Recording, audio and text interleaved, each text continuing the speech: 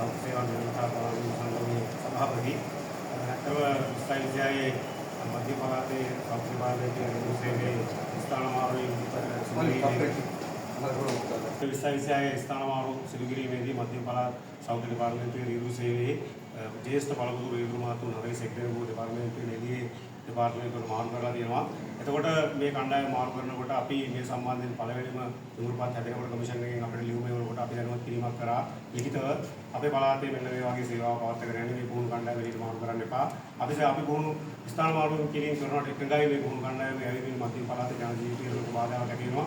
එහෙනම් මේක සිදු කරන්න එපා කියන එක කියලා අපි ආණ්ඩුකරුතුමාගෙන් සාකච්ඡාවක් ඉල්ලුවා. නමුත් ආණ්ඩුකරුතුමා සාකච්ඡාව දෙන්න බොහොම බැරි වුණා. හැබැයි අපි සමස්ත ලංකා සුවසේවා සංගමයේ විදිහට ටීමෙන් අපි මේ සාකච්ඡාව ලබා ගත්තා. නමුත් ආණ්ඩුවට සම්බන්ධ වෘත්ති සමිති කීපයක් අපිත් එක්ක හිටියත් මේ වෘත්ති සමිති මැදිහත් වීම කියන එක ආණ්ඩුකාර කාර්යාලයේ සිදු කර ගැනීමට නොහැකිුණා යම් බාධාවන් හින්දා.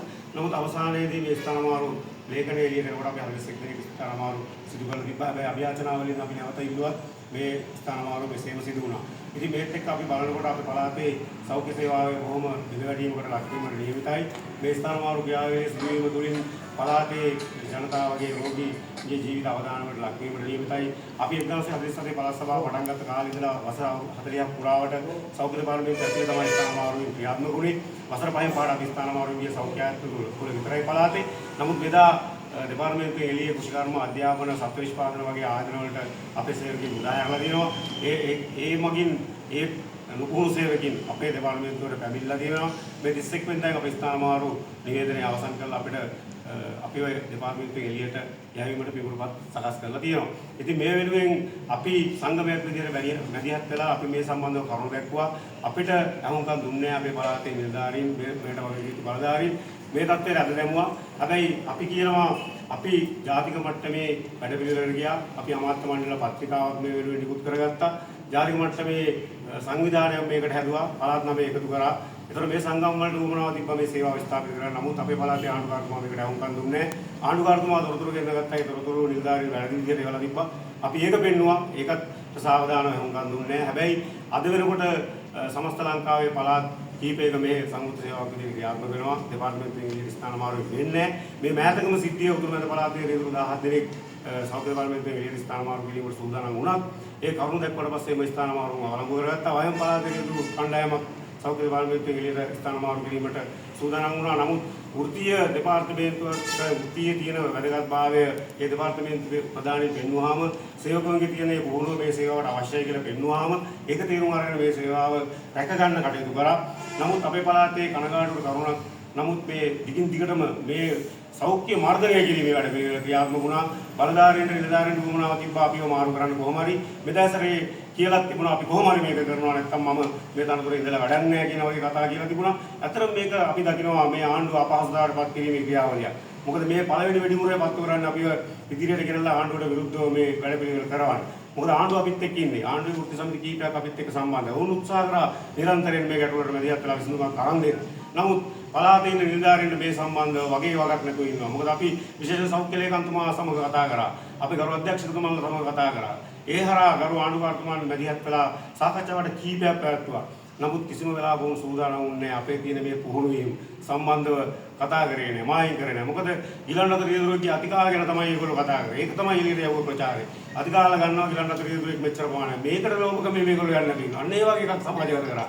ඇත්තරම මේ සේවාවේ ගුණාත්මක භාවය වැඩි කරන්න අපි නොයෙකුත් පුහුණු වීම ලබලා තියෙනවා. අවම වශයෙන් එක රියදුරු මහත්තයෙක් පුහුණු වීම 10ක් කරලා තියෙනවා. ඉතින් ඒ අතරේ ප්‍රධාන වශයෙන් ගැබෙන මව්වරු ප්‍රමාණය, අස්ථිපත්න රෝගීන් ප්‍රමාණය, උසකින් සුසුම්නා බාධිත රෝගීන් ප්‍රමාණය, හදිසි අවස්ථාවකට මුහුණ දෙන විදිය, ඒ වගේ කොවිඩ් සාස්ත්‍රණි වසංගත වලදී වැඩ කරන විදිය, හදිසි අවස්ථාවක් කළමනාකරණය ගන්න විදිය, ගින්නකින් රෝගීන් මුදවා ගන්න විදිය, ගිලන් රථයේදී ගිලන් රථයේ සුවිශේෂී අනතුරු, ඒතර ගිලන් රථය පාරේ දාන විදිය වෙන විදියට රෝගියාගේ ජීවිත ආරක්ෂාව, මූලික ජීවිත ආරක්ෂණ ක්‍රම උපයෝගී කරගනිමින් ඒ රෝගියා ප්‍රවාහනය කරන එක, ඖෂධවල ගුණාත්මක භාවය, ඒ වගේම මැලේරියා, ඩෙන්ගු, ඒ වගේම ජල වීතිකාව වැනි තත්ත්වයන්, ඒ වගේම පාසල් ළමුන්ගේ මුඛ සෞඛ්‍ය තත්ත්වයන් රැක ගැනීමට අපේ රිදුරන්ගේ ඖෂධවල ගුණාත්මක භාවය රැක ගැනීමෙන් ඒවා ප්‍රවාහනය කිරීම ඇත්තෙන්ම මේ සේවාව කඩා දෙන්න මේ මොකද්ද මධ්‍ය පළාතේ නිලධාරීන් බලාපොරොත්තු වෙන්නේ. අපිට දැනෙන්නේ ඇත්තටම මේ ජීවිත අවදානමකට ලක් කරලා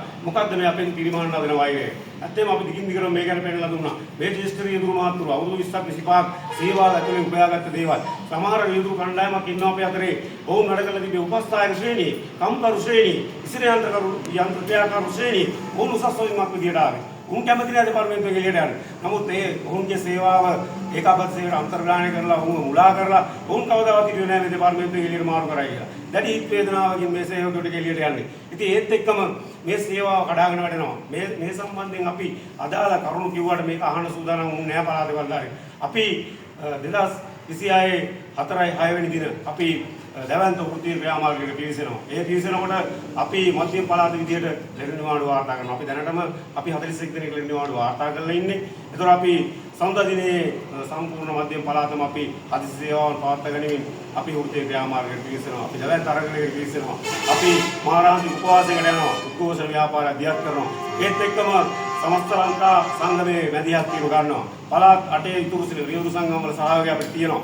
ඒත් එක්කම හෙද නිලධාරි සංගමය, පෞර සෞඛ්‍ය සේවා නිලධාරි සංගමය, PHI මහත්තුරුන්ගේ සංගමය, ඒ වගේම තව නොයෙකුත් සෞඛ්‍ය සම්බන්ධ වෛද්‍යවරුන්ගේ සංගමය වගේ සියලු ප්‍රබල කණ්ඩායම් අපිත් එක්ක ඉන්නවා. ඒ වගේම අපි මේ සම්බන්ධයෙන් අපි රජයට සම්බන්ධ වෘත්තීය සමිතිය දැනුවත් කරලා දෙනවා. අපි වුන් හා සම්බන්ධලා මේ කටයුතු කරේ. අපි ඇත්තටම රජයේ බලයට පත් කරනවා වගේ වැඩවලදී වගේම අපි රජය රැක ගන්න වැඩ පිළිවෙල ගැන අපි කතා කරා. නමුත් අපි ආණ්ඩුවට විරෝධීව වැඩ කරන්න නෙවෙයි අපි හිටියේ. නමුත් නිලධාරී අපි ওই තත්ත්වයට පත් කරලා තියෙනවා. ඉතින් බොහොම කනගාටුයි වුණත් අපි මේ වෘත්තීය අරගලයට පිවිසෙනවා.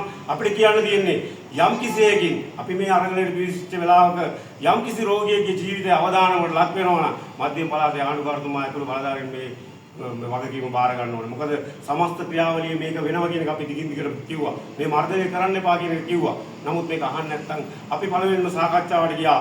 දෙවෙනියට අපි දිගින් දිගට මේ සම්බන්ධව ලිඛිතව කරුණු කරා. අපිට අහුම්කම් දෙන්න තරම් අපිට අවසානයේ තීරණයට එන්න උනේ මේ වර්ජන සහ අරගල වලට යන එකයි අපිට කියන්න තියෙන්නේ. බොහොම කනගාටුයි අපිට මේ තැනට එළඹෙන්න උනාට. මොකද අපි මධ්‍යම පළාතේ සෞඛ්‍ය සේවා රියදුරු සංගමයේ විදියට අපි කිසිම වර්ජනයකට සම්බන්ධ වෙලා නැහැ. අපි වැඩ ඉල්ලලා නැහැ. නිවාඩු පඩි ඉල්ලලා නැහැ. අපි වෙන වෙන සේවාවන් වල ලැබෙන වරප්‍රසාද ඉල්ලලා නැහැ. අපි කොවිඩ් සාස් ගංවතුර සුනාමි දිත්වාගනි මේ අවස්ථාවල අපි අපේ සේවය කරලා තිනවා. අපි ඊළඟට රියදුරු මාත් එක්ක අපේ පැය 24 දින 6ක් රෝහලේ වැඩ කරනවා. එක දවසයි ගෙදර ඉන්නේ. මම හිතන්නේ මේ වෘත්තීය සමිති සංගමයේ අපි වැඩියත් කළ ස්ථාන මාර්ගවලට ගිය වෙලාවේ අපි කියපු සමාජිකයන් අහලා තිබ්බා නිලධාරි මාත් එක්ක. ඊළඟට රියදුරු මහත්තයාට දිවා කාලේ වැඩ කළ රාත්‍රී නිවසට යන්න පුළුවන් නේද කියලා. ඉතින් අපි කියනවා මේ නිලධාරීන්ට මේ සේවාව ගැන අවබෝධයක් නැහැ කියලා. මේ සේවාවේ තියෙන පුළුල් මේක දකින්නේ නැහැ කියලා. ඉතින් එහෙනම් අපි නැවතත් කියන්නේ මේ සේවාව කඩාගෙන දාන්න එපා. අපි මේ පුහුණුව තුලින් මධ්‍යම පළාතේ ජනතාවට ගුණාත්මක සේවයක් දෙන්න තමයි උත්සාහ කරන්නේ. 1990 පාරේ ඉඳලා කරන ටික අපේ රියදුරු මහතුන්ට කරන්න පුළුවන්. ඒකට අවස්ථාව දීලා මේ සේවාව දියුණු කරගන්න. තව සේවාවන් පුළුල් කරගන්න. අපිට ජාත්‍යන්තර මට්ටමේ ග්‍රාන්ඩ් අතර රියදුරු බිහි කරගන්න. ජනතාවට හොඳ සේවයක් සපයන්න.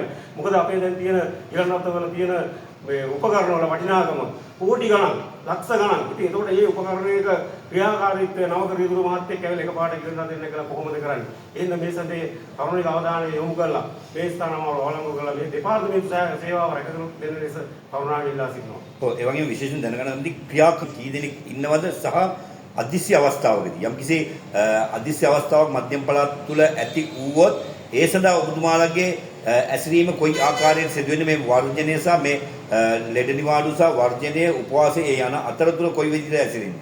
අපේ අතරම දැනට අපේ මේ සේවය නිරතව ඉන්න රියදුරු මාත්‍රු 252ක් ඉන්න ඕනේ අපේ මේ සේවා අවශ්‍යතාවය අනුව. නමුත් 196යි ඉන්නේ. දැනට මම 56ක පුරප්පාඩු සංඛ්‍යාව තියෙද්දි තමයි අපි එළියට මාරු කරන්නේ. එතකොට අපි මේ සේවාව වර්ජනයට යනකොට අපි හදිසි සේවාවන් පවත්වා ගන්නවා. අපි සාමාන්‍ය මට්ටමේ දිස්ත්‍රික්ක තුනේ යම්කිසි ගණනක ප්‍රමාණයක් අපි හදිසි සේවාවන් සඳහා සූදානම් කරලා තියෙනවා. ඔව් එතකොට මේ අවසාන වශයෙන් දැන් මේ මධ්‍යම පළාත් ආණ්ඩුකාරවරතුමා ඔබතුමාලගේ ඒ පුහුණුව පිළිබඳ දැනුමක් ලබලාද තියෙන්නේ? ඔබතුමාලා ඒ පුහුණුව මෙච්චර ප්‍රමාණයක අපි මේ වගේ පුහුණුලත් ගිලන්රට රියදුරන් කියලා එතුමාව දැනුවත් කළාද?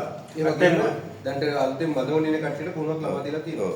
ඇත්තටම දැනට මේ අපි ඉන්න කණ්ඩායම දුණු කණ්ඩායමක්. අපේ තියෙන සහතික පාත් එතකොට ඒ ලැබපු දැනුම අපි ආණ්ඩුකර්තුමාට අත්දැකීම් සම්පූර්ණයෙන් ප්‍රකාශ කරලා දෙනවා. අපි ඒවා ලිඛිතව ගොනුගත කරලා ආණ්ඩුකර්තුමාට ලබා දෙනවා. අපි හිතන්නේ මොනවද පරිශීලනය කරා කියලා. නමුත් මේ එන කණ්ඩායම දුණු කණ්ඩායමක් නෙවෙයි.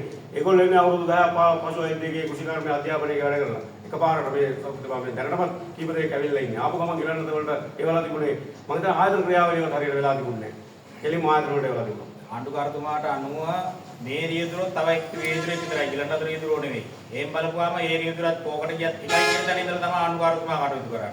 එහෙම බැලුවොත් අනාගතයේදී පශු වෛද්‍යවරයා රෝහලකට අනුයුක්ත කරන්නත් ඉඩ තියෙනවා. ඔක්කොම වෛද්‍යවරුන් ගියේ. ඒ තත්ත්වයක් තියෙන මධ්‍යම පළාතේ නිලධාරීන් ඔළුවට. බොහොම